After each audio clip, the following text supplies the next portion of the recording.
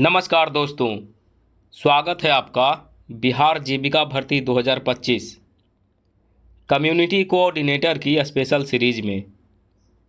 आज हम लेकर आए हैं इतिहास के सबसे महत्वपूर्ण प्रश्न, जिन्हें 90% लोग गलत कर देते हैं। इन प्रश्नों में आप कितने सही कर पाएंगे, कमेंट बॉक्स में ज़रूर बताइएगा। तो चलिए बिना समय गवाए शुरू करते हैं तैयारी का ये सफ़र और पक्के करते हैं 3 नंबर। तो सबसे पहला प्रश्न है, किस ब्रिटिश गवर्नर जनरल के काल में डॉक्ट्रिन ऑफ लैप्स नीति को सबसे अधिक विस्तार मिला? आप लोग कमेंट बॉक्स में अपना जवाब दे सकते हैं। तो यहाँ पे सही ऑप्शन हो जाएगा बी, लॉर्ड डलहौजी। इसका एक्सप्लेनेशन है, डॉक्ट्रिन ऑफ लैप्स यानी लैप्स का सिद्धांत को लॉर्ड डलहौजी ने लागू किया। इसके अनुसार यदि किसी रियासत का शासक बिना उत्तराधिकारी के मरता तो राज्य स्वतः ब्रिटिश साम्राज्य में मिला लिया जाता। इससे सतारा, नागपुर, झांसी आदि रियासतें अंग्रेज़ों के अधीन चली गई।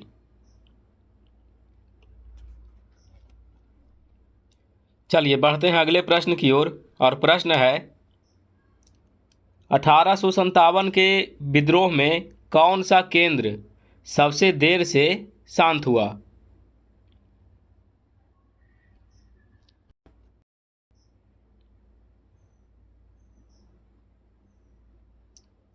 कमेंट बॉक्स में जवाब देते रहें। इसका सही ऑप्शन हो जाएगा बी, लखनऊ।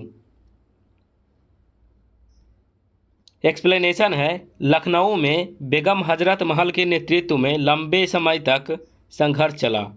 गोरों को यहाँ विद्रोह शांत करने में काफ़ी समय लगा। चलिए बढ़ते हैं अगले प्रश्न की ओर और प्रश्न है, भारतीय राष्ट्रीय कांग्रेस की स्थापना का श्रेय किसे दिया जाता है? यदि जवाब आपको पता है तो कमेंट बॉक्स में ज़रूर कमेंट करें।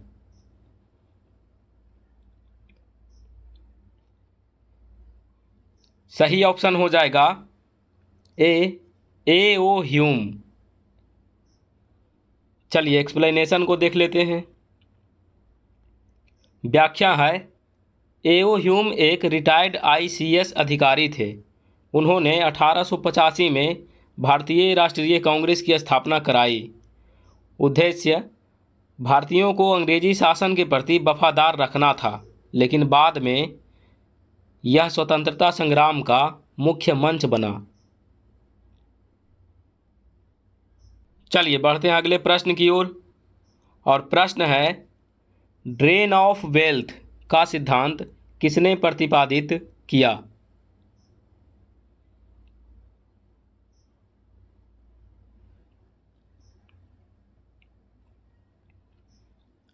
सही ऑप्शन हो जाएगा ए, दादा भाई नौरोजी। एक्सप्लेनेशन है, दादा भाई नौरोजी ने अपनी पुस्तक poverty and un British rule in India 1901 में ड्रेन ऑफ वेल्थ का सिद्धांत दिया। उन्होंने बताया कि भारत से संसाधन और धन ब्रिटेन में चला जाता है, जिससे भारत गरीब और ब्रिटेन अमीर होता है। इस तरह का सिद्धांत उन्होंने अपने पुस्तक में बताया था और पुस्तक का नाम है poverty and un British rule in India 1901।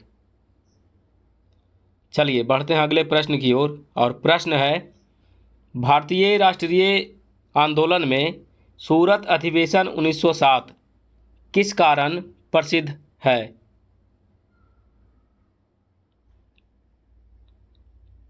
Comment box में जवाब देते चलें। सही ऑप्शन हो जाएगा बी, कांग्रेस का विभाजन। चलिए एक्सप्लेनेशन देख लेते हैं। 1907 के सूरत अधिवेशन में कांग्रेस 2 भागों में बट गए। गरम दल, जिसमें बाल गंगाधर तिलक, लाला लाजपत राय, बिपिन चंद्र पाल, और नरम दल, जिसमें गोपाल कृष्ण गोखले, फिरोज शाह मेहता आदि शामिल थे। तो आपको याद रखना है कि कांग्रेस का विभाजन हुआ था 1907 में सूरत अधिवेशन में, एक गर्म दल के रूप में और एक नरम दल के रूप में। चलिए अगले प्रश्न की ओर बढ़ते हैं। प्रश्न है 1916 के लखनऊ अधिवेशन का ऐतिहासिक महत्व क्या था?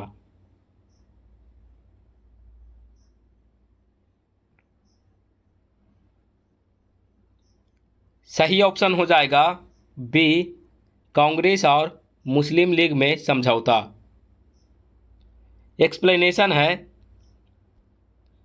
1916 के लखनऊ अधिवेशन में कांग्रेस और मुस्लिम लीग के बीच समझौता हुआ, जिसे लखनऊ पैक्ट कहा जाता है।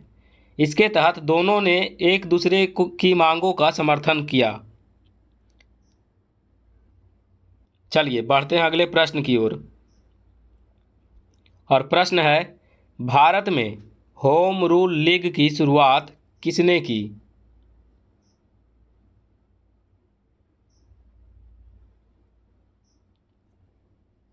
सही ऑप्शन हो जाएगा ए, बाल गंगाधर तिलक और एनी बेसेंट। एक्सप्लेनेशन है 1916-17 में तिलक और एनी बेसेंट ने होम रूल लीग आंदोलन की शुरुआत की। उद्देश्य था भारत में स्वशासन की मांग को तेज करना। चलिए बढ़ते हैं अगले प्रश्न की ओर। और प्रश्न है चौरी चौरा घटना किस आंदोलन के दौरान हुई थी?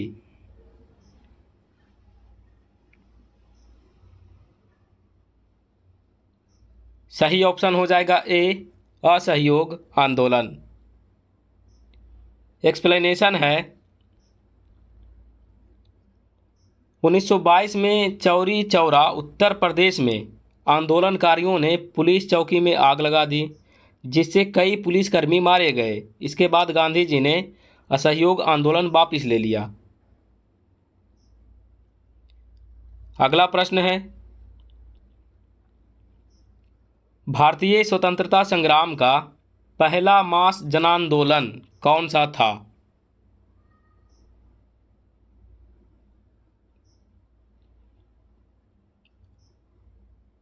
सही ऑप्शन हो जाएगा ए, असहयोग आंदोलन। एक्सप्लेनेशन है 1920 से 22 का असहयोग आंदोलन पहली बार भारत में बड़े पैमाने पर जन आंदोलन के रूप में सामने आया। इसमें सभी वर्गों की भागीदारी रही। अगला प्रश्न है सविनय अवज्ञा आंदोलन का प्रत्यक्ष कारण क्या था?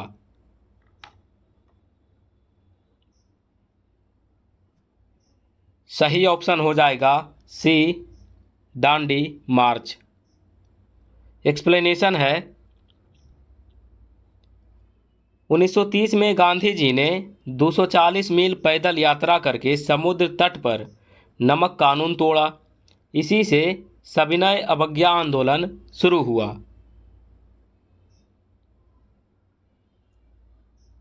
चलिए अगले प्रश्न को देखते हैं। और प्रश्न है भारत छोड़ो आंदोलन 1942 का नारा किसने दिया?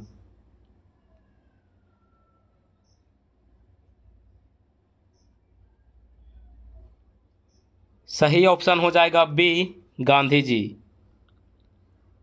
एक्सप्लेनेशन है 8 अगस्त 1942 को बंबई अधिवेशन में गांधी जी ने भारत छोड़ो का नारा दिया।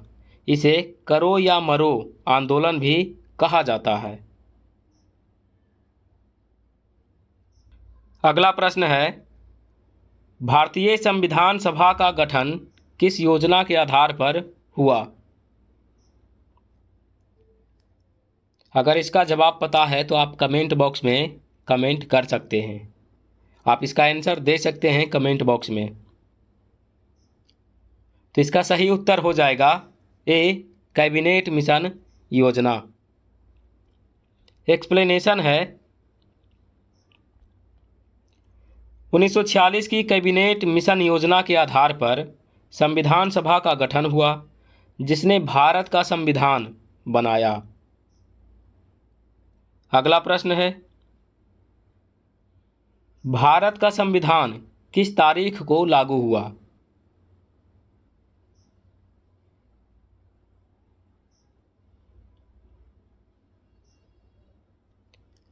सही जवाब हो जाएगा बी 26 जनवरी 1950। चलिए देखते हैं एक्सप्लेनेशन। संविधान सभा ने 26 नवंबर 1949 को संविधान अंगीकार किया, यानी बना लिया था, लेकिन इसे 26 जनवरी 1950 से लागू किया गया। आगे बढ़ते हैं। ताकि स्वतंत्रता संग्राम से जुड़ी 1930 की पूर्ण स्वराज की याद बनी रहे, और यही कारण था कि 26 जनवरी 1950 को भारतीय संविधान लागू किया गया। अगला प्रश्न है, भारत की योजना प्रक्रिया की शुरुआत कब हुई?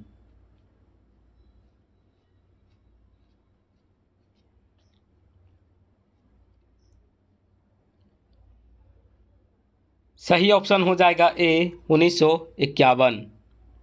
योजना प्रक्रिया का मतलब है पंचवर्षीय योजना से। चलिए एक्सप्लेनेशन है। भारत में पहली पंचवर्षीय योजना 1951 से शुरू हुई। इसका मुख्य उद्देश्य कृषि और सिंचाई पर बल देना था। चलिए बढ़ते हैं अगले प्रश्न की ओर, और प्रश्न है, हरित क्रांति ग्रीन रिवॉल्यूशन मुख्य रूप से किससे जुड़ी है?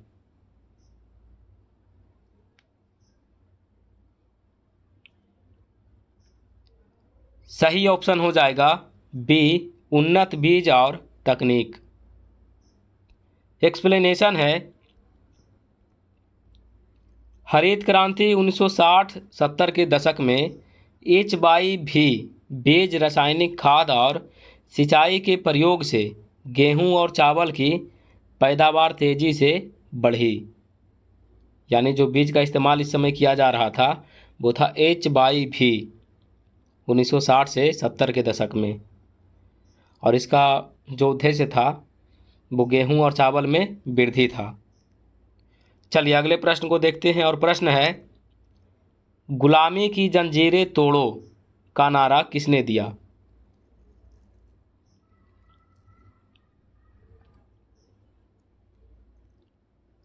सही ऑप्शन हो जाएगा ए भगत सिंह।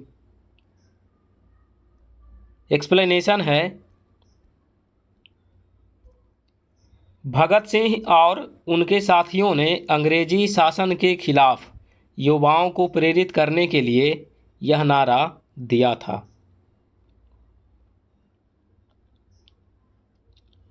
अगला प्रश्न है, जय जवान जय किसान का नारा किसने दिया?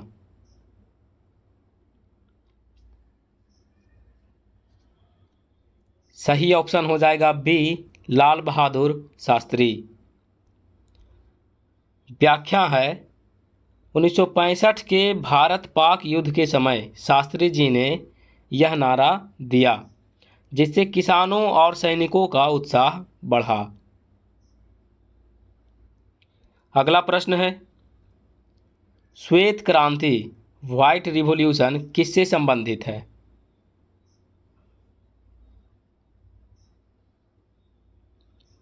सही ऑप्शन हो जाएगा ए दूध उत्पादन।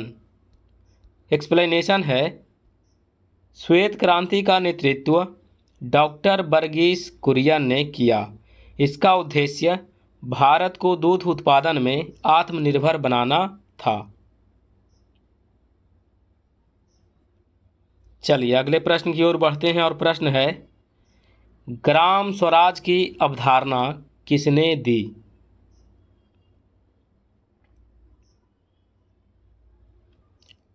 सही ऑप्शन हो जाएगा बी महात्मा गांधी। एक्सप्लेनेशन है, गांधी जी ने ग्राम स्वराज का विचार दिया, जिसमें गांव आत्मनिर्भर इकाई बने और विकेंद्रीकरण को बढ़ावा मिले। चलिए बढ़ते हैं अगले प्रश्न की ओर, और प्रश्न है, भारतीय संविधान में धर्मनिरपेक्षता शब्द किस संशोधन द्वारा जोड़ा गया? सही ऑप्शन हो जाएगा बी, 42वां संविधान संशोधन। एक्सप्लेनेशन है, 1976 के 42वें संविधान संशोधन की प्रस्तावना में धर्मनिरपेक्ष और समाजवादी शब्द जोड़े गए।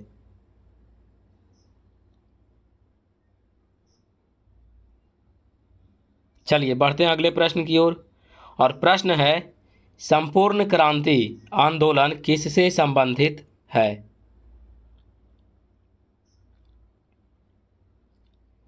सही ऑप्शन हो जाएगा बी, जयप्रकाश नारायण। एक्सप्लेनेशन है, 1974 में बिहार से शुरू हुआ संपूर्ण क्रांति आंदोलन भ्रष्टाचार और तानाशाही शासन के खिलाफ था।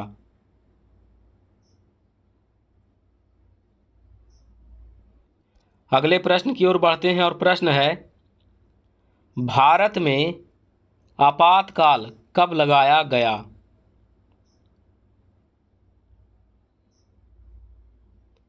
सही ऑप्शन हो जाएगा बी, 1975। एक्सप्लेनेशन है, 25 जून 1975 को इंदिरा गांधी ने देश में आपातकाल घोषित किया। यह 21 महीनों तक चला। अगला प्रश्न है, नव उदारवाद लिबरलाइजेशन भारत में किस वर्ष शुरू हुआ? सही ऑप्शन हो जाएगा बी, 1991। एक्सप्लेनेशन है, 1991 में आर्थिक सुधारों के तहत उदारीकरण, निजीकरण और वैश्वीकरण नीतियां अपनाई गई। अगला प्रश्न है, भारत का पहला परमाणु परीक्षण कहाँ हुआ?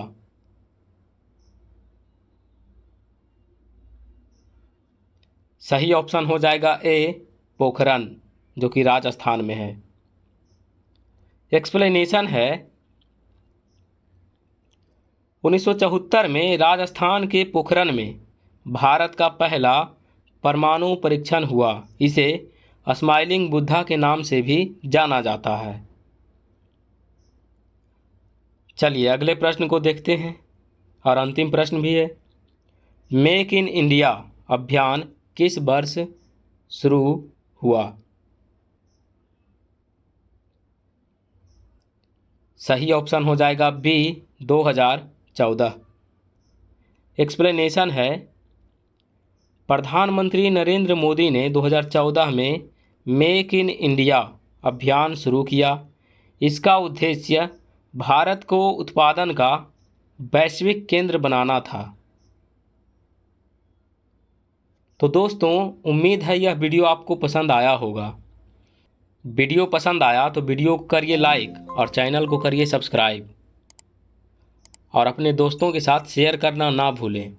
मिलते हैं अगले वीडियो में, तब तक पढ़ते रहिए और आगे बढ़ते रहिए। Thank you.